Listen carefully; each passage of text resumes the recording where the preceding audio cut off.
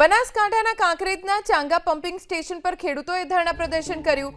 સિંચાઈના પાણીની માંગ સાથે ખેડૂતોએ શરૂ કર્યા ધરણા। ચાંગા પમ્પિંગ સ્ટેશન શરૂ ન થાય ત્યાં સુધી ધરણા યથાવત રાખવાની ચીમકી ઉચ્ચારી।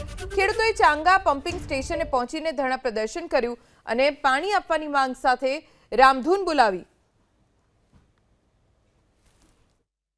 બનાસકાંઠામાં સુજલામ સુફલામ કેનાલમાં પાણી બંધ કરાતા ખેડૂતોનો રોષ છે। તમે જોઈ શકો છો તે પ્રમાણે આ ખેડૂતો હવે રામધૂન ગાવીને સરકાર સામે અનોખો વિરોધ કરી રહ્યા છે। મહત્વની વાત એ છે કે જે રીતે દિયોદર, લાખણી અને કાંકરેજ પંથકના ખેડૂતોને સિંચાઈ માટે પાણી બંધ કરી દેવાતા ખેડૂતોમાં રોષ છે। તો ઊભો પાક મુરઝાતો હોય તેવી હાલ તો ખેડૂતો વાત કરી રહ્યા છે। ખાસ કરીને જો વાત કરવામાં આવતો જે રીતે 31 માર્ચે આ પાણી બંધ કરવામાં આવ્યું ત્યારબાદ પશુધનનો નિભાવ કરવો પણ મુશ્કેલ બન્યો છે, જેને લઈને ખેડૂતોએ આજથી ધરણા શરૂ કર્યા છે।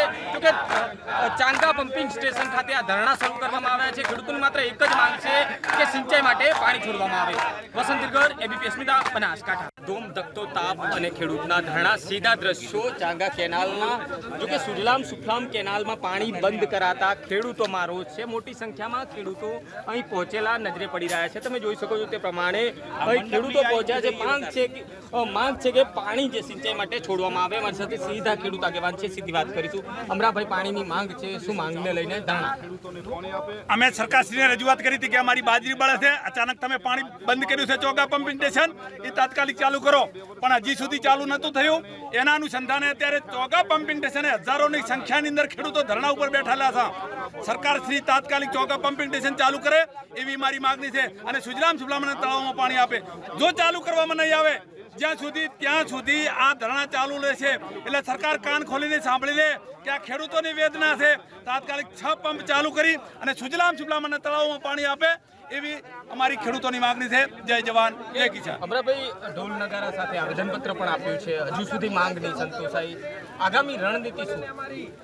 હવે સરકારને અમે અમારી વેદનાથી કીધી છે, આગળની રણનીતિ અલગ છે, પણ જ્યાં સુધી ચોગા પમ્પિંગ સ્ટેશન ચાલુ નહીં કરે ત્યાં સુધી આ ધરણા ચાલુ રહેશે અને આનું પરિણામ સરકારને ભોગવવું પડશે। બીજા પણ ખેડૂત છે, સીધી વાત કરીશું। કયું વાવેતર ખાસ કરીને હાલ મુરઝાઈ રહ્યું છે અને પાણીની કેટલી વિકટ સમસ્યા? અત્યારે સાહેબ 1000 હેક્ટરમાં બાજરીનું વાવેતર છેલ્લું છે અને આ ખેડૂતો તમે જોઈ શકો છો, હું તો શું કહું પણ ખેડૂતો તમે જોઈ શકો છો, ખેડૂતો પાણી માગવા માટે થઈ અને હું ધરણા કરી રહ્યા છે। પાણી ચાલુ ના થાય ત્યાં સુધી અમારે અહીંથી જવાનું થતું નથી। સરકારને હજી નમ્ર વિનંતી કરે છે, કોઈ ખેડૂત હજી બોલતો, સરકારને નમ્ર વિનંતી જ કરે છે કે અમારે પાણી ચાલુ કરો તળાવોમાં અને સુજલામ સુફલામ ચાલુ કરો એટલે અમારો પાક રેડી કમ્પ્લીટ જીવિત થઈ જાય। હજી બળ્યો નથી, હજી સરકારને નમ્ર વિનંતી કરે છે કે તાત્કાલિક ચોગા પમ્પિંગ ચાલુ થાય તો અમારો પાક અત્યારે હાલ જીવિત થઈ શકે। જય જવાન, જય કિસાન। બિલકુલ, તો 5 તાલુકામાંથી પસાર થતી જે સુજલામ સુફલામ કેનાલ છે તેમાં પાણી છોડવાની માંગને લઈને ખેડૂતોના ધરણા છે તેની શરૂઆત થઈ છે। મોટી સંખ્યાના ખેડૂતો પણ અહીં પહોંચ્યા છે। તમામ ખેડૂતોની માત્ર એક જ માંગ છે કે સિંચાઈ માટે તાત્કાલિક ધોરણે સરકાર પાણી છોડાવે। વસંત દિરગર, એબીપી અસ્મિતા, બનાસકાંઠા।